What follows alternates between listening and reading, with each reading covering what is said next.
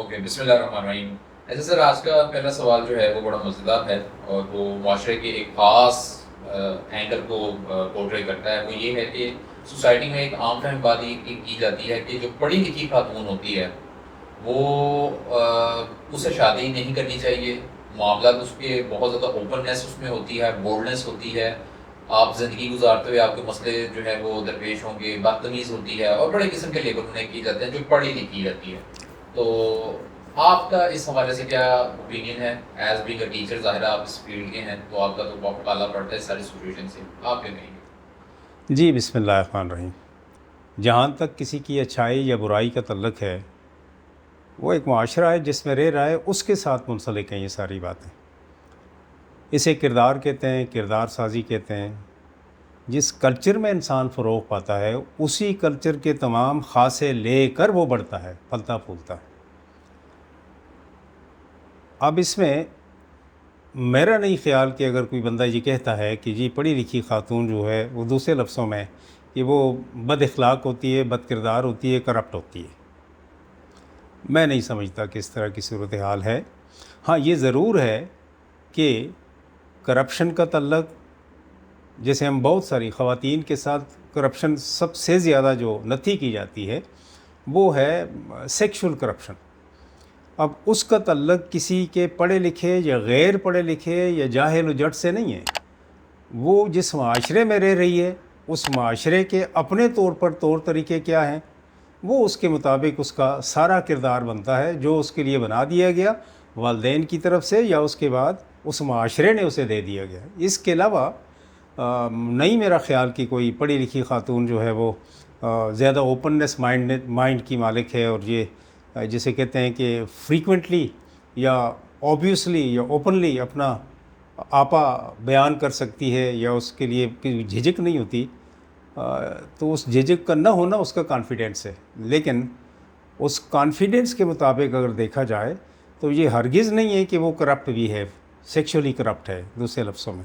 ہاں اتنا ضرور ہے کہ کچھ ایسے ہمیں نظر آتے ہیں، کچھ اس طرح کے کریکٹرز ہمارے ہاں جو بہت زیادہ کھلے عام دعوت بھی دیتے ہیں اور نہیں بھی دیتے، لیکن اس میں ہم اگر اکثریت کو دیکھیں تو ہمارے ہاں پڑھی لکھیوں سے زیادہ ان پڑھ خواتین جو ہمارے ہاں بہت سارے مراکز بنے ہوتے ہیں ان میں وہ اپنے طور پر اس طرح کا کوئی معاملہ کرتی ہیں، اللہ تعالیٰ اپنے کرم میں رکھے، لیکن میرا نہیں خیال کس طرح ہے۔ ہاں یہاں پہ ایک بات ضرور میں کوٹ کرنا چاہوں گا، یہ بانو قدسیہ نے ایک بار کہا تھا اور اس کی کوٹیشن ہے کہ میں نے اکثر پڑھی لکھی خواتین کو اخلاق باختہ دیکھا ہے، یہ اس کا ایک قول ہے۔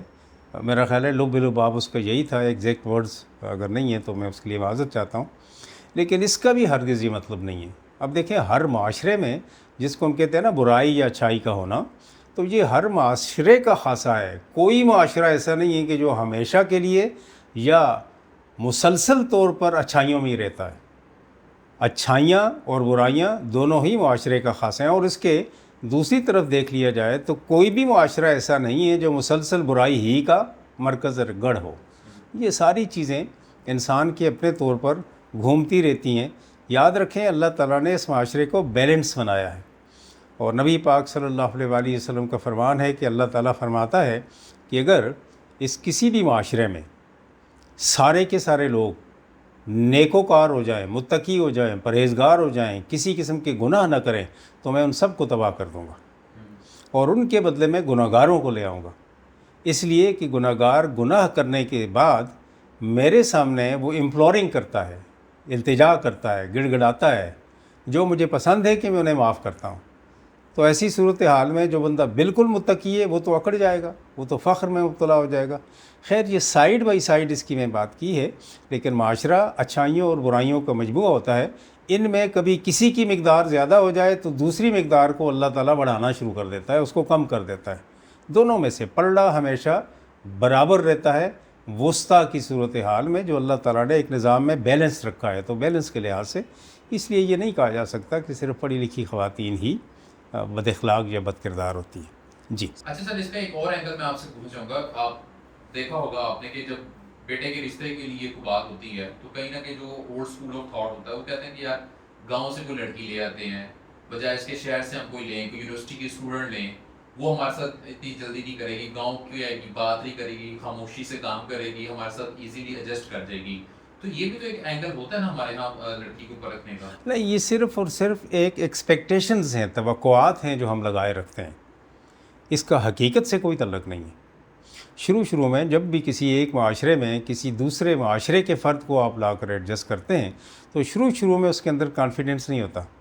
لیکن یہ دنوں کی بات ہوتی ہے، مہینوں کی بات ہوتی ہے، چند سالوں کی بات ہوتی ہے. پھر اس کا جو کانفیڈنس لیول نکلتا ہے تو وہ کسی کو بھی پھر سامنے نہیں رکھتی، وہ پرواہ بھی نہیں کرتی اس کی. اس لیے اس بنیاد پر کہ وہ ہمارے قابو میں رہے گی، بنیادی طور پر یہی ہوتا ہے ساس کا یا سسر کا، اسپیشلی ساس کا، کہ ایسی لڑکی ہونی چاہیے میرے بیٹے کے لیے جو میرے قابو میں ہو. نہیں، یہ نقطۂ نظر ہی میرے نزدیک بالکل فرسودہ ہے. اس کو تو کسی صورتحال میں میں تو پذیرائی نہیں دینا چاہتا، ایک لفظ میں بھی نہیں دینا چاہتا. اس کا مطلب ہے کہ آپ بیٹے کے لیے بیوی نہیں لے کے آ رہے، اپنے لیے ملازمہ لے کے آ رہے ہیں جو آپ کی تابعداری کرے. تو اس کی کیا ضرورت ہے؟ ایک ملازمہ الگ سے رکھ لیں آپ، اگر آپ کی توفیق ہے تو بیٹے کو شادی الگ سے کروا دیں. یاد رکھیں، جب بھی شادی ہوتی ہے تو یہ ایک خاندان بنتا ہے، یہاں سے آغاز ہوتا ہے. اب اس خاندان کا جب آغاز ہوتا ہے تو وہ دونوں فریقین، میاں اور بیوی دونوں، کنٹریکٹ کرتے ہیں، جسے ہم سوشل کنٹریکٹ کرتے ہیں. اس کی ڈکلیریشن نہیں ہوتی، اس کی ریٹن صورتحال نہیں ہوتی. یہ ڈائریکٹلی طور پر ایک دوسرے سے گفتگو کے بعد ایڈجسٹمنٹس ہوتی ہیں. اب وہ جو سوشل کنٹریکٹ بن جاتا ہے اسی کے مطابق زندگی گزاری جاتی ہے. اس میں یہ نہیں ہوتا کہ آپ کسی کے اوپر بہت زیادہ زبردستی کریں گے. مجھے یہ بتائیں کہ میاں بیوی کے درمیان جو آج ہمارے معاشرے میں بنا ہوا سوشل کنٹریکٹ ہے کہ میاں کما کے لائے گا اور بیوی جو ہے وہ گھر کے کام کاج یا ساری چیزیں، کھانا پکائے گی، اس کے صفائی ستھرائی کرے گی، کپڑے دھوئے گی، مہمانوں کا خیال رکھے گی، کیا یہ کسی شریعت نے طے کیا ہے؟ ہرگز نہیں کیا شریعت نے. یہ ایک دوسرے کے ساتھ باہمی ربط اور تعلق اور ایک سوشیلٹی کے ناطے سے پیدا شدہ یہ ایک کنٹریکٹ ہے. اسی طریقے سے کبھی کسی خاندان میں خامند نہیں کما کے لاتا اور وہ آپس میں یہ کنٹریکٹ کر لیتے ہیں، بیوی کہتی ہے میں کما کے لاتی ہوں، کما کے لاؤں گی، آپ کی ذمہ داری یہ، آپ گھر کی ساری ذمہ داری اٹھا لیں. وہ آپس میں باہمی طور پر اس کے لیے راضی ہو جاتے ہیں تو بالکل ٹھیک ہے جی. اب اس میں ساس کا جو کردار ہے وہ ماں کا ہونا چاہیے. ان کو ایڈجسٹ ہونے کے لیے وقت دینا چاہیے، نہ کہ اپنی وہ ناجائز خواہشات جو عرصے سے اس نے پال رکھی ہیں کہ آئے گی تو میں اس کے ساتھ یہ کروں گی، وہ کروں گی، اور فلاں کروں گی، اور روب جماؤں گی. All these are bullshit. We should have to avoid from such kind of situations and things. جی فضولیات ہیں، اللہ تعالیٰ بچائے. جی سر، ہماری مردانگی بھی تو کہیں نہ کہیں چیلنج ہوتی ہے نا، کہ کوئی پڑھی لکھی لڑکی آ جائے گی تو میں جو اپنا ایک روب دبدبہ مینٹین رکھنا چاہتا ہوں، مجھ سے سوال کرے گی، اس سوال کا میں کیا جواب دوں گا؟ اس کا مطلب ہے کہ اس شخص کو چاہیے کہ وہ اپنے ہی لیول کی پڑھی لکھی خاتون سے شادی کرے. کبھی بھی اپنے سے بڑے لیول کی خاتون سے، وہ معاشرتی لحاظ ہے اس کا یا معاشی لحاظ ہے یا علمی لحاظ ہے، کبھی بھی نہیں کرنی چاہیے، کبھی بھی نہیں. شروع سے ہی آپ اپنے لیے ایسے جوڑے کا انتخاب کریں کہ جو آپ کے ذہنی، معاشرتی اور معاشی معیار کے مطابق ہو. اگر نہیں ہے تو آپ کے لیے مسائل ہیں. آپ اگر معاشی لحاظ سے بہت اونچے ہیں، وہ لے آئے تو اس کے لیے مسائل ہیں. وہ معاشی لحاظ سے، معاشرتی لحاظ سے بہت اونچے درجے کی ہے اور آپ اسے لے آئیں تو آپ کے لیے ہیں. اس لیے نبی پاک صلی اللہ علیہ وسلم نے بہترین شادی کے بارے میں کہا کہ جو اپنوں میں سے ہو اور اسی معاشرتی اور معاشی تناظر میں ہو، سب سے بہترین شادی ہے. یہ کمپلیکس ہے نا، یا تو پھر اپنی کوالیفیکیشن اتنی پوری کرو جو اس کے مطابق آ جاؤ، نہیں تو اور تھوڑے رشتے ہیں کسی اور کی طرف جاؤ، بجائے اس کے کہ ساری زندگی کل کلیان میں گزاریں. اس سے بہتر ہے کہ آپ اس کو اوائڈ کریں. جی سر، اسی پہ دوسرا ایک سوال میں آپ کو کرنا چاہوں گا، کیونکہ وہ آپ نے اس کو ذکر کر دیا اور وہ میرے آلریڈی آیا بھی ہوا تھا. آپ نے کہا کہ نبی پاک نے فرمایا اپنوں میں. اب دیکھو ہمارے اس سوسائٹی میں ہمیشہ سے ایک بحث چلتی ہے جی، cousin marriage out of family marriage. اس کے بڑے اینگلز ایکسپلور کیے جاتے ہیں، کچھ اسے بایولوجیکل دیکھتا ہے، کچھ آپ کو یہ سوسائٹل جو معاملات ہیں اس میں دیکھتا ہے. تو آپ کی کیا رائے ہے کزن میرج کے اوپر، کہ وہ کرنی چاہیے، نہیں کرنی چاہیے، آؤٹ آف فیملی میں کرنی چاہیے، جبکہ آپ نے ایک خاندان کو آگے ڈیولپ کرنا ہے اس سارے کنٹیکس میں؟ ان سارے کنٹیکسٹ میں سب سے اول اور آخر چیز جس کو میں ترجیح دیتا ہوں وہ یہ ہے کہ جہاں محبت ہو، لڑکی اور لڑکا دونوں جہاں ایک دوسرے کے ساتھ محبت کرنے والے ہوں اس کو پریفرنس دینی چاہیے. یہی نبی پاک صلی اللہ علیہ وآلہ وسلم نے فرمایا. پھر کہا کہ اپنے معیار کے مطابق ہو، لیکن محبت ہو تو اس کو ترجیح دی جائے. محبت بھی تو معیار کے مطابق ہی ہوتی ہے نا. اگر محبت ہوتی ہے تو ایک دن میں محبت اور دوسرے دن شادی تو نہیں ہوتی. کچھ عرصہ گزرتا ہے ایک دوسرے کو انڈرسٹینڈ کرنے میں. جو ایڈجسٹیبل نہیں ہوتے وہ الگ ہو جاتے ہیں، آٹومیٹیکلی ہو جاتے ہیں. ہم نے بہت ساری مثالیں دیکھی ہیں اس معاشرے میں. جو ایڈجسٹیبلز ہوتے ہیں ایک دوسرے کے ساتھ وہ اٹریکٹ کر کے کشش کے ساتھ ایک دوسرے کے قریب آ جاتے ہیں، اور پھر اس کے بعد وہ قربانیاں بھی دیتے ہیں، کیونکہ انسانی زندگی ہمیشہ یکساں تو رہتی نہیں ہے، نہ معاشی نہ معاشرتی لحاظ سے. جس انداز میں انسانی زندگی رہتی ہے اسی انداز میں دونوں کو پھر وہاں پہ گزارا کرنا ہوتا ہے.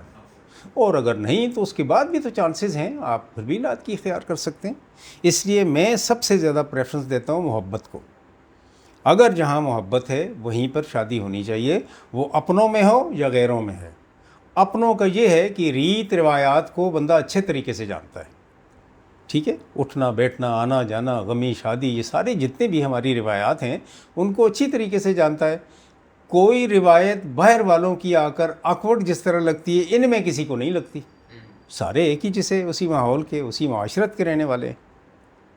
اس لیے اس کو ہونا چاہیے. جہاں بایولوجیکلی طور پر کہا جاتا ہے تو یہ ساری چیزیں لوگ کیا کرتے ہیں پوری دنیا میں کہ ٹارگیٹڈ ریسرچ کرواتے ہیں. اس کے بعد اگلے 5 سالوں کے بعد وہ ریسرچ ساری ختم ہو جاتی ہے اور پھر دوبارہ کہا جاتا ہے نہیں جی وہ ٹھیک نہیں تھی اور اب اس طرح ہونا چاہیے. Research are only target oriented. These are not research for the purpose of research. یہ اسی طریقے کی بات ہے. اللہ رحم کرے. جس انڈو پاک معاشرے میں ہم رہتے ہیں یہاں پہ آپ جس طرح بات کر رہے ہیں کہ آپس کی محبت کو آپ پریفر کریں، لیکن ہمارے ہاں تو ظاہر ہے ایک فیملی اسٹرکچر کو بہت پریفر کیا جاتا ہے اور اس کو لے کے چلا جاتا ہے. لڑکا ہمارے ہاں یہ مشہور ہے نا کہ لڑکا لڑکی تو شادی کرتے ہی نہیں ہے، 2 خاندانوں کی شادی ہوتی ہے. تو اتنا انفلوئنس آپ کے جو لیفٹ رائٹ میں آئے گا تو یہ فیکٹرز تو انوالو ہوتے ہی ہیں پھر دونوں کے رشتوں میں. اب دیکھیں یہ اس جملے کو بھی ہم نے مینیپولیٹ کیا ہوا ہے، مس یوز کیا ہوا ہے. شادی خاندانوں کی ہوتی ہے، مینیپولیٹ کیا ہوا ہے. جملہ بہت اچھا ہے، بہت خوبصورت ہے، لیکن اس کا غلط فائدہ اٹھایا گیا ہے نا. خاندانوں کی ہے اس کا مطلب ہے کہ ہر ایک کو بیوی اور میاں کی طرح ٹریٹ کیا جائے. ایسے نہیں ہے. ہر ایک کی رائے شامل کی جائے یہ بھی لازم نہیں ہے نا. آپ جب بھی کسی جگہ نکاح کرتے ہیں یا شادی کرتے ہیں تو ایک خاندان ہے نا، وہ لڑکی بھی رکھتی ہے، ایک خاندان ہے وہ لڑکا بھی رکھتا ہے. دونوں ایگری ہوتے ہیں. کس بات پہ ایگری ہوتے ہیں کہ ان دونوں کی شادی ہو رہی ہے اور ہم وٹنس ہیں. نٹ مور دین دیٹ. بس اس کے علاوہ ان کا کوئی کردار نہیں کہ اس بات کی وٹنسز دیتے ہیں کہ ہمارے سامنے ان دونوں کی شادی ہوئی ہے جس کا ہم نے کھانا کھایا جسے ولیمہ کہتے ہیں، ضیافت کہتے ہیں جسے.